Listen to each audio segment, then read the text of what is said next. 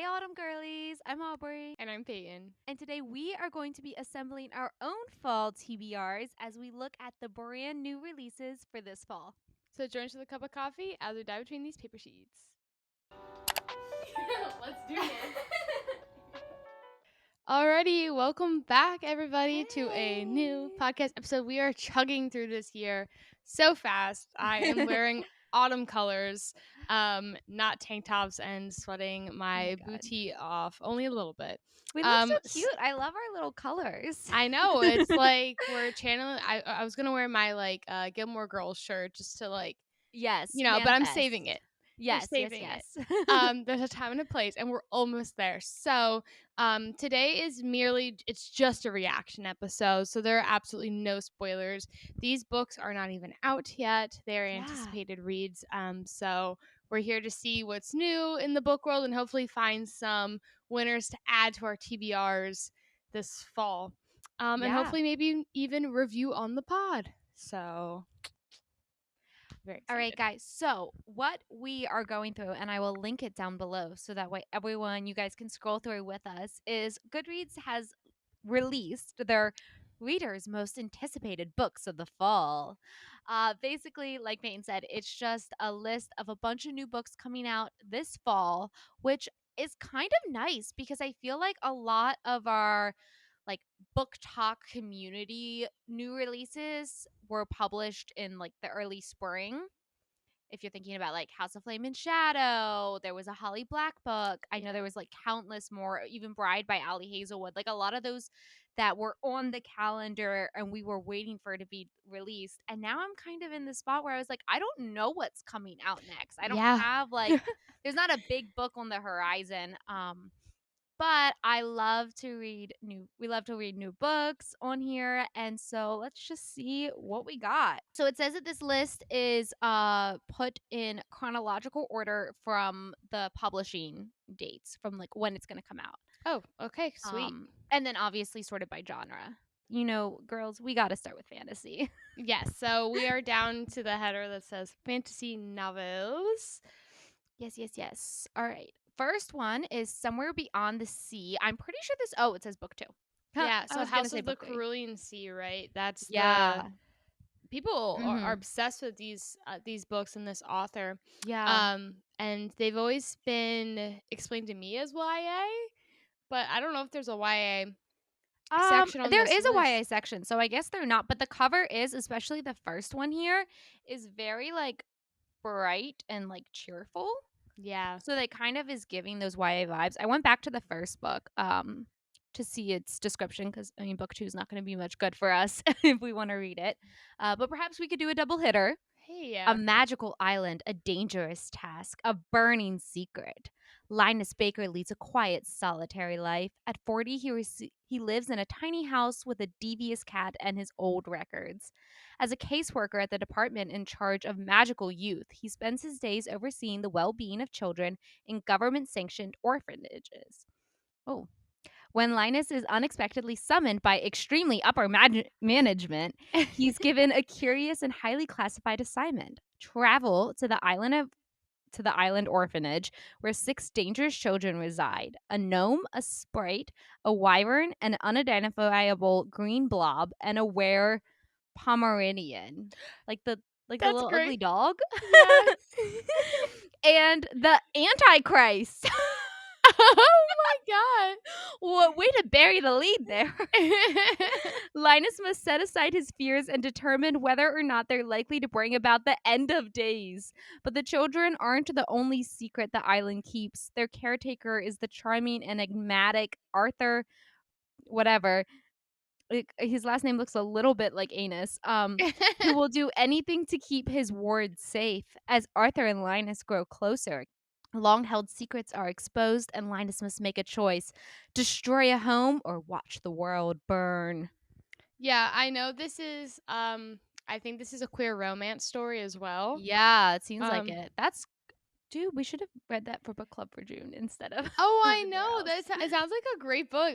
Okay, so every one of my Goodreads friends has read this book and they rave about it, and so it's been on my maybe TBR for a very long Yeah. time. I've seen the sprayed edge version of it. Mhm. And it's so pretty. So honestly, guys, I don't know. And they don't look, it doesn't look that long. Like, I feel like Yes.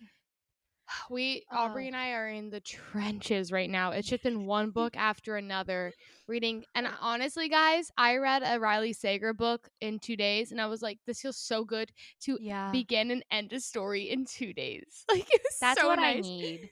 But so, It like, this this is fantasy, right? So we can get our genre fix, maybe just for like a little less.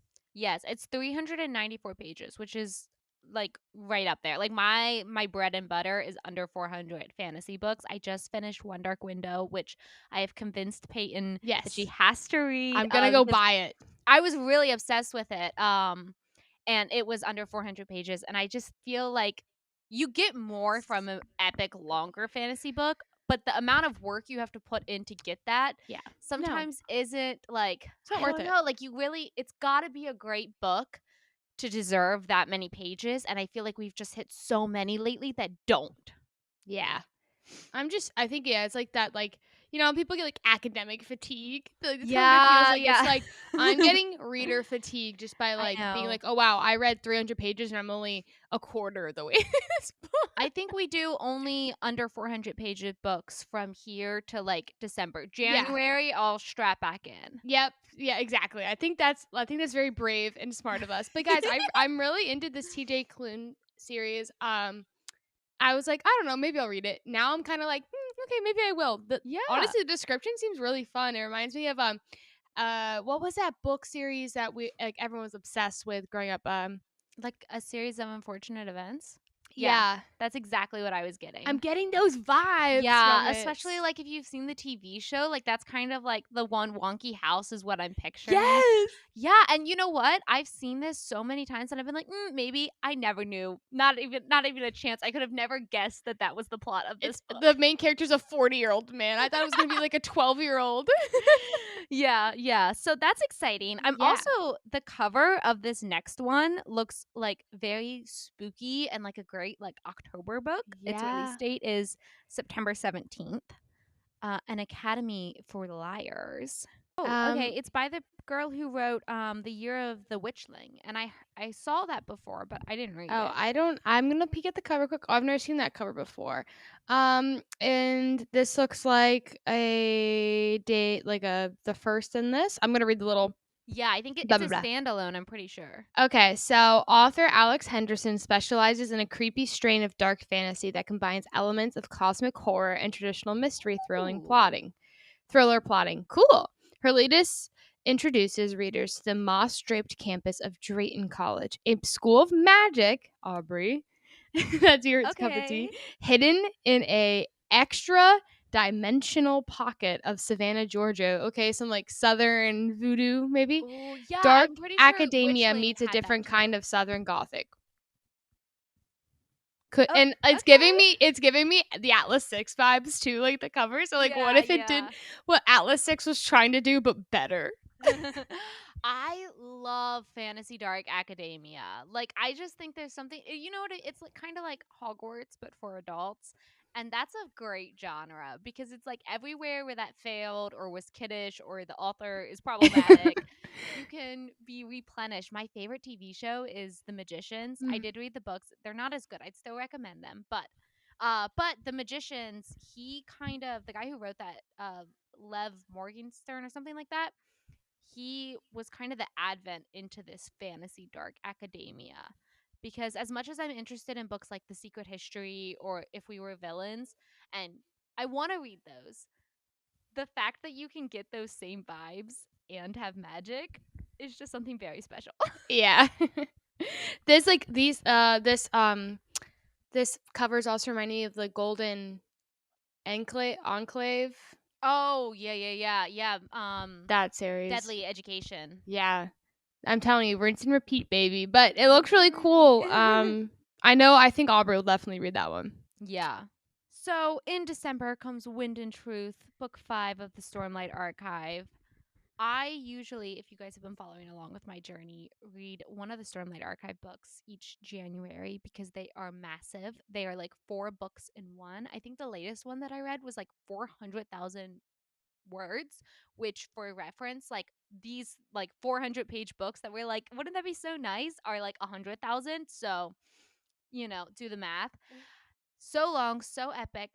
But I'm getting a little bit of FOMO that this book 5 is coming out and I'm not caught up with the series. And so I've been considering reading. So I finished book 3 in March. So you need to finish one more.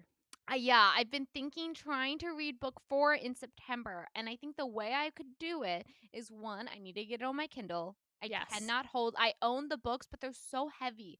And literally, this sounds so weak of me, but picking them up is so hard.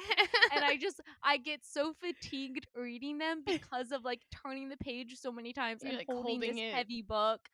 I Mhm. have to like crack the spine literally in half to see all the words. It's too much. So, one, getting on my Kindle, but two, I think if I make it like my secondary read, and almost like we do for book club, and I like map out the pages and I say, okay, all I'm reading is like this much each week on top of like whatever we read together for the podcast or Yeah. whatever, I think I could do it because the FOMO is really getting to me. I'm like, because okay, so Stormlight Archive, um it's going to be a 10-book series, but this book 5 is like the mid-series finale, if that makes sense. Yeah.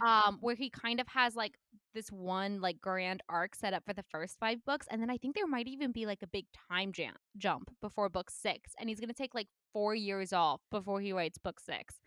Um and so I'm like, I kind of like what if I get spoilers? Like what if, I want to You be part of the will. community. The thing, So, but also it comes out in December, so that yeah. even if not rush, but like really speed Mhm. run this fourth book, this can be January January book. your Yeah. January book, and then you're lined up. So, I mean, I think you can do it. Aubrey's I really good might at just do it. getting through those pages when Ugh. she's determined to. So, Thank you, Goodreads, for including romantasy as a recognizable genre. I think it's it just has. different than fantasy. It Yeah, is it really so is. different. It was really weird for those couple, like, I don't know, 2 years seeing like romantasy with like Brandon Sanderson next to like even like, Yeah, let's be real, with Sarah J. Maas. It's like oh they my god, just don't feel on the same level, and for it sure. it stinks to see people be like, oh well, Sarah J. Maas is my favorite fantasy author. There's probably better examples here. JLA, she would never Yeah, be, but let's just say that it's like, no, she's not a fantasy author, she's a romantasy author. yeah, Whereas like Brandon Sanderson's doing these like this like out of this world like world building and structure and plot, and like it's different. It's so yeah. different. And what you want from those books are totally different. Like when I think it was a Crescent City book that won the Goodreads Choice Awards in like 2022, and for fantasy, and it was like, well, that kind of stinks because like, not that that's not I mean, not the book 3, but that book was still good, but it's like what I'm getting from that is so Different. far removed from what fantasy's genre conventions are. Like if you have different genre conventions, you shouldn't be stored together. And romantasy was just killing fantasy because it was able to double dip in like romance readers and fantasy Yeah, readers. talk to any man who's like, oh, I like fantasy, and you're like, oh, so you read Sarah J. Maas? And Yeah. he's like, no. No, no. I He's like, like Tolkien, and we're like, ew. I know. I mean, the Stormlight Archive we were just talking about, the romance is so so small. Brandon really is doing his best, but it's just like an F plot, if you know what I mean. Like people were like, yeah, but like these two characters in the first book, and I was like, no, not once did like I even get butterflies. Come on. Love it. But Okay, so down here in the yes, romantasy, we only have 3, so I can go yes, through all of them really quick. okay. This Um, cover looks really sick for this first one. a dark and drowning tide. Yeah, it's like illustrated. Yeah, Two people look like they're drowning and caught in a tide. Really, it looks romantic and dark. So it's by Allison Saft. I don't recognize I her. don't recognize her name at all, but part murder mystery, part fantasy adventure, and part sapphic romance. A Dark and Ooh, Drowning Tide is the latest from professional genre alchemist. Okay, er, Allison Saft. Author of 2022's A Far Wilder Magic. I don't know that one. I don't know that one The either. Gist. Oh, I love this. Look at the way they written this. Yeah, yeah, The yeah, I saw Gist. that. A folklorist, love it, and her academic rival, okay, divine rivals, find love and treachery aboard a river expedition into uncharted waters. Also, dragons, shapeshifters, and goth vibes. Okay, this is the best book description ever. Like, Yes. they were like, the gist and what to expect. Yeah, like no spoilers, but like here's what you got. And I think also just for people who are description snobs, if you click in, there is a more traditional book description. Just because oh my god, the people who've been so mad lately, they're like, people when they talk about romantasy only talk about tropes, and that is it. And there's no like academic literacy going on with romantasy. There's a real description in there. But I love a description like that, like an intrigue statement Yeah, I rather don't want than to a know too here's a much. spoiler for the first third of the book. Sometimes a description for me actually ruins the first half of the book. So I'm like, Yeah. well, I already knew that. And Mhm. if you're like a big enough reader, like you can kind of guess what's gonna happen in the beginning of the Yep. book. So the whole gist, I don't want introductions. I want gists. Give me Yes. gists.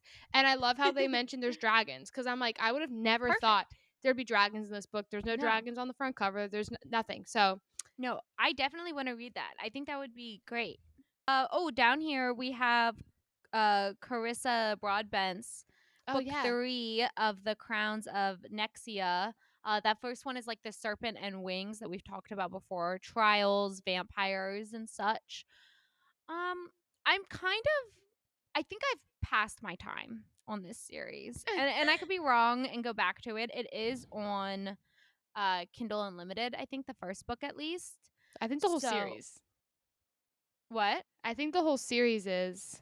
Yeah. And isn't Um, the book 1 and 2. yeah, book 1 But and 2. I don't know. I mean, one thing, okay, this is so stupid, but I went to buy this book when it got super popular and came out, and it's not in the traditional hardback like 9 to like 6 by 9. It's like a smaller hardback size, and I was like, that's not going to look good on my shelves, and that is a That's primary a reason Kindle why I read. didn't read this book. You're like, it was the wrong size. That's market Yeah, research. like that really icked me out. They say that this book is described as Dante's Inferno meets A Court of Thorns and Roses. Think reluctant vampires, underworld quests, vengeful ghosts, and one burning question. Is it even possible to kill the god of death? Let's find out. Let's find out. I I don't know. What do you don't think? know. Do you think you'll go and read these series? I mean, they're super popular. No, because I actually want to read the Stephanie Garber series more, whatever that Mm. is. The One, Once Upon a Broken Heart. yeah, I like Yeah. that's more on my list than these, and so sorry, I'm like still have to finish Throne of Glass. Like I like there's too much. Yes. I'm not going to lie to our podcast listeners and watchers. No, I have no I mean change my outlook on it, but I just don't care. Maybe one day when I'm like 40, I'll be like, you know what? I literally have nothing to read, which will not be true, but I have nothing to read. Oh, remember those books when I was in my 20s? Like, I'm just going to read them. Yeah. See what happens. No. No, I'm I'm okay. sure we're missing out, but like Yeah. sometimes like you can't catch them all. No, I really can't. But the Stephanie Once Upon a Broken Heart or whatever, that Yeah. beat Fourth Wing last year in like Yeah. so I'm like, I did hear hmm. it really drops off after the first book. But the first book's supposed to slay. Yeah, that's what I'm here for. So, Okay. young adult is right underneath this. Oh, we have another dark academia with Immortal Dark. This Oh, okay. covers Down here great. is Air by Saba Tahir.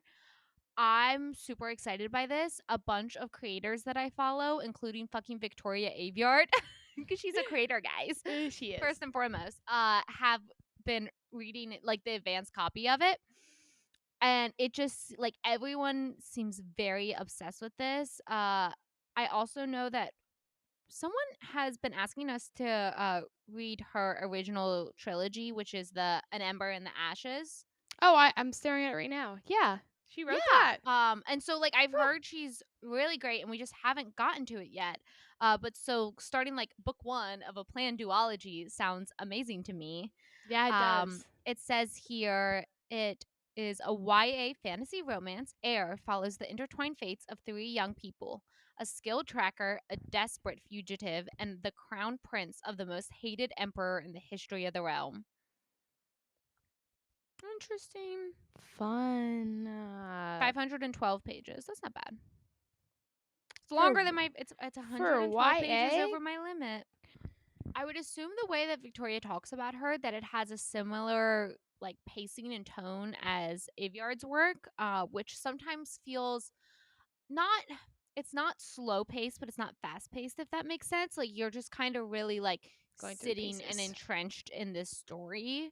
And I feel like a lot with Victoria Aveyard, like with her Realmbreaker series, I really loved each chapter, but like that's what I could do is if I sat down to read, I'd read one chapter, it'd take me 40 minutes, and then I'd put the book down and come back to it another It time. just takes you a while to get through. Yeah. Oh, I was reading the comments. They go, someone said 11 days ago on this. I didn't know there's comments on this post. This, the first comment is the only book that looks good on here is Air. I'd skip the rest. So I'm happy we brought it up. Yeah. Look at that. YA, we just reviewed Better Than the Movies, and Nothing Like the Yes. Movies comes out September 24th. This is Wes and Liz's after story. Yeah. Looks Mm. like they have a breakup and Get back together. what's gonna happen? Yeah. It That's is what set in that's the book college, I'm which gonna read when I'm literally like depressed because of seasonal yeah. depression this winter. I'm Yeah, saving like that. if I get sick, that'll be perfect. Oh my god, yeah. If I get sick, um, or like have to be on my ass for a couple days, I'm reading that. Boom. Yeah, I'm definitely less interested in it, and I think I'd have to like it'd have to be very situational for me to pick it up, just because I feel like we ended on such a good I note, and a know, like lot of don't times ruin it. sequel, yeah, like I'd almost wish she just wrote a new book. Though I do like it set in college is very interesting to me. I think that she could, I think she did a really good job of representing teenagers in the first book, and so kind of And Wes is now aging of them up. age. I know. So That's hot. he's of age, which means me crushing on him doesn't feel so gross anymore. Yeah. We reviewed Better Than the Movies on the podcast a couple weeks Mhm. ago. So if Yeah. you are interested in your last bit of summer, go and watch that. Like scrolling through all the way at the top, Midnight Library, Yeah. um, Mark Haig. Matt. Oh, Matt. Oh my gosh. I was literally looking at it and I said the wrong word. I was like, did I hear you wrong? This Nope. cover is really cool. The Life Impossible. I've Yeah. heard mixed reviews on the Midnight Library, hence so I've never read it. Mhm. But he came out with a new one. I think he does mystery, right? It Magical says realism. The British author Matt Haig of the Head yeah. Spinner, The Midnight Library, returns with a new adventure set in the liminal, that's a new word for me, space between reality and whatever it is that comes next. Okay, I'm guessing like after you die.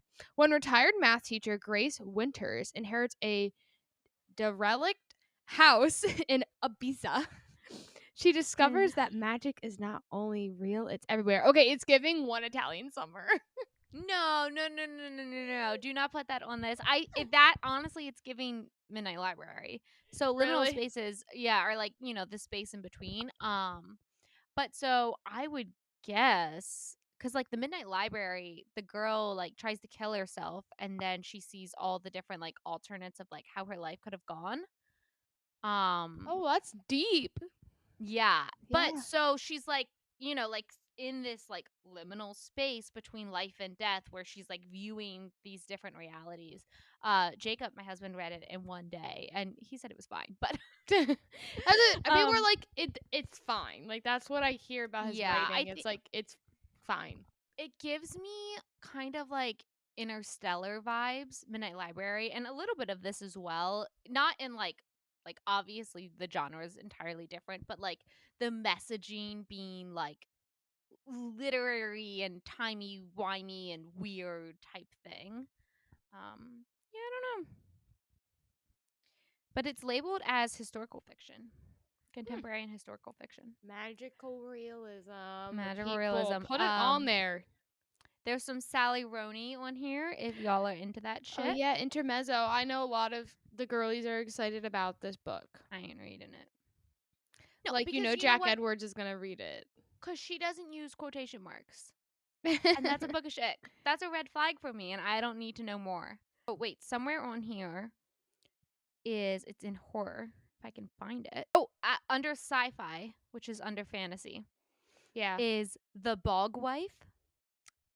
Title and cover alone is why I'm interested in this. I just think it looks really cool, and I think it would be a great for book club. We're doing a spooky book, Ooh. and it's one that I'm gonna suggest up there. It does get released October 1st, so like that's perfect for an October book club book. No one's read it. It says for generations uncounted, the Hadalesi family has tended their ancestral cranberry bog and honored an ancient covenant. The family performs a ritual sacrifice, and the land issues forth a bog wife to ensure continued fertility and fecundity. Kind of looks like a different word. The latest generation of the siblings has hit a snag, however, and things at their decaying mansion home will never be the same. Call it Appalachian Gothic. Okay, like the whole like mansion feel, like this family, and like if anyone's ever read Mexican Gothic, like that, Yes. they do weird rituals like that in that book, Mm-hmm. and same vibe kind of, but this feels like more adultish and like Yeah.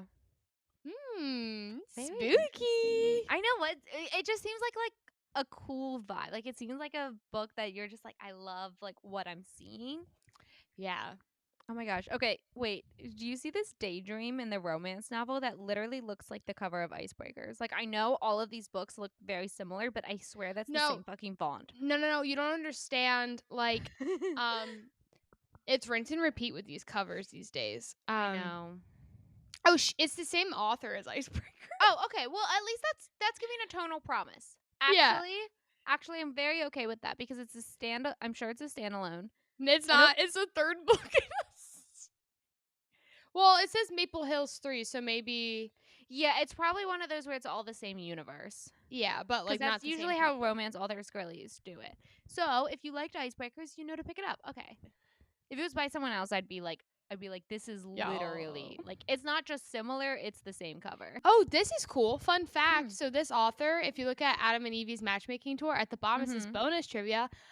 Author Nora Goyen also writes literary fiction under the name Tayo Tai, Banyan Moon. So she writes other Cool. books, but Other genres under a and different I pen know name. this book cover. I've seen it before, but it's the same author as like Yeah. that's cool. That is fun, because that's a big thing that, like, if you write in different genres, having different pen names so that way your readership doesn't get confused and be like, well, what the heck? Like Kind of why are like they if you were switching like, genres? yeah, like Like if you're a consistent Rebecca Yarros fan and then she comes out with this fucking dragon book and you're like, I hate this shit. Like that could have pissed some of her romance readers off. So it's an interesting way to do the it. cover of Lost and Lassoed. Y'all, like No. everyone, if you're Please. watching, look at that. Please. Because Oh my everyone's into those god. cowboy romances I right now. So know. Lila Sage was like, "Hold my pen." Hold my pen. I will do it. What's a S- what's a Someone said moppet? the mustache has sent me into the stratosphere. I just think that maybe we should have held on to this book for spring. Like I don't know if I really want to read a cowboy romance anymore in fall. Okay, what are Oh. you feeling like the most excited about on this list? I think we definitely air. I think a lot of people are going Yeah. to read that book. No, I'm sorry that we're looking at our phones this entire time. I hope y- you have the list up too and are just scrolling with us. I think A Dark and Drowning Tide, oh the yeah. sapphic romantasy looks really good. Yeah, and I know it's crazy, but in the beginning of the episode, I got really excited about reading the TJ Klune book. So Yeah. I don't know. I feel like for me personally, I think the viewers are going to want us to read Air. I agree. I agree. Especially because I know that someone has asked us to read An Ember in the Ashes before. All right, Oh everyone. my Well, gosh. yeah. So please let us know what books you are into, like, what are you most excited for that's going to be released this Yes, year? I think next year is going to be a huge year for releases. Oh, well, for fuck, sure. girl, isn't the second Quicksilver coming out in the fall? Yes. So I'm excited about that too. Yes, yes, yes. Um, We'll definitely be reading Quicksilver book 2. But I feel like we could do like one or two others for sure. yes. So let us know what you're most excited for, what you want us to review, because we want to give you Yes. what you want. Um, whether you like what we think about it or not, I don't know, but we will Or let you any know how other we feel. episode ideas, honestly. Like we're pulling these out of our ass. Yeah, So it's been rough. if Um, there's something you see and you like and you want us to hop on it, we're here. yes, yep. So please like and subscribe. We are Hardcover Podcast everywhere. And Everywhere. if you're watching us on YouTube, we are available now on Apple Music and Yes. Spotify podcasts. So you can listen to us while you drive your car. All right, y'all. Thank you so much for joining us and happy reading.